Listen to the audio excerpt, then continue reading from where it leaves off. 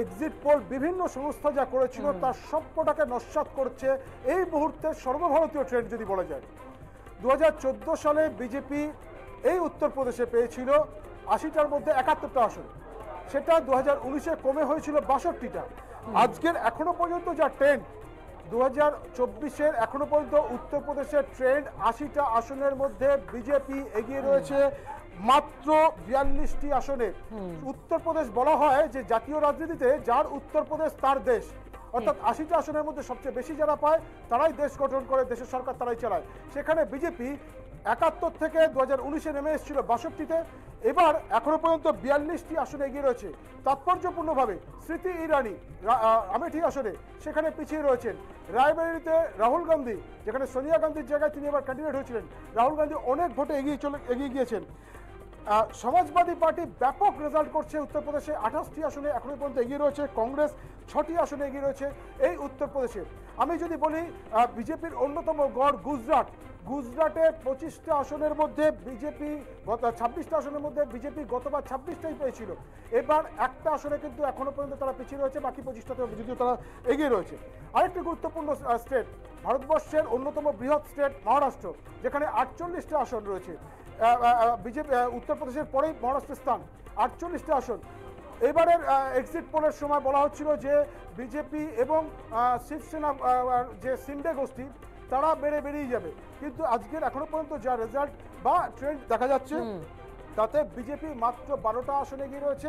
উল্টো দিকে কংগ্রেস এবং শিবসেনা গোষ্ঠী 10টা অর্থাৎ 20টা আসনে কংগ্রেস এবং শিবসেনা গোষ্ঠীর উদ্ভব যেটা গোষ্ঠী, শিবসেনার যে উদ্ভব গোষ্ঠী আছে তারা এগিয়ে রয়েছে। ফলে মহারাষ্ট্রেও কিন্তু বিজেপি বা বিজেপির যে গঠবন্ধন তারা খুব একটা ভালো ফল করছে না। উল্টো দিকে মহারাষ্ট্র বিকাশ আঘাড়ি তারা অনেকটা ভালো ফল করছে মহারাষ্ট্রের ক্ষেত্রে। আমি হরিয়ানাতে আসি, আরেকটি গুরুত্বপূর্ণ স্টেট যেটার 10টি আসনের 10টি বিজেপির হাতে ছিল 2019-এ, সেই হরিয়ানাতে কিন্তু দেখা যাচ্ছে বিজেপি মাত্র 4টে আসনে এই মুহূর্তে এগিয়ে রয়েছে, 5টা আসনে এগিয়ে রয়েছে কংগ্রেস।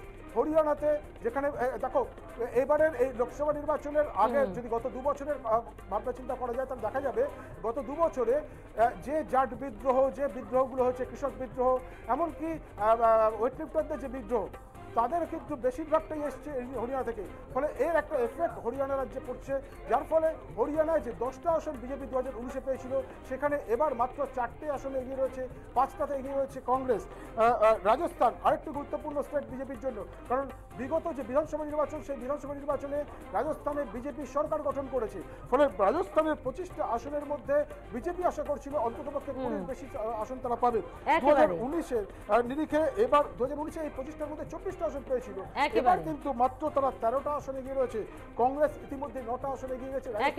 এই যে 4টে রাজ্যের কথা আমি বললাম, অর্থাৎ মহারাষ্ট্র, রাজস্থান, গুজরাট বা উত্তরপ্রদেশ, প্রত্যেকটা জায়গাতেই এক্সিট পোলে বিজেপিকে অনেক বেশি এগিয়ে দেখাতে হলেও আজকের ভোটার রেজাল্টের যা ট্রেন্ড তাতে দেখা যাচ্ছে কিন্তু 4টে রাজ্যেতে বিজেপি অনেকটা পিছিয়ে পড়ছে। স্মৃতি, আপাতত ধন্যবাদ সঞ্জু তোমাকে। অর্থাৎ এক্সিট পোল কি সমস্তটাই ভেঙে চুরে যেতে চলেছে সেটা কিছুটা সময়ের অপেক্ষা। তবে একদমই যেটা দিয়েছিল প্রায় 350-র ওপর, 368-র ওপর, কেউ বলেছিল 400 পার করে যাবে এরকম বলেছিল। তবে এই মুহূর্তে ট্রেন্ড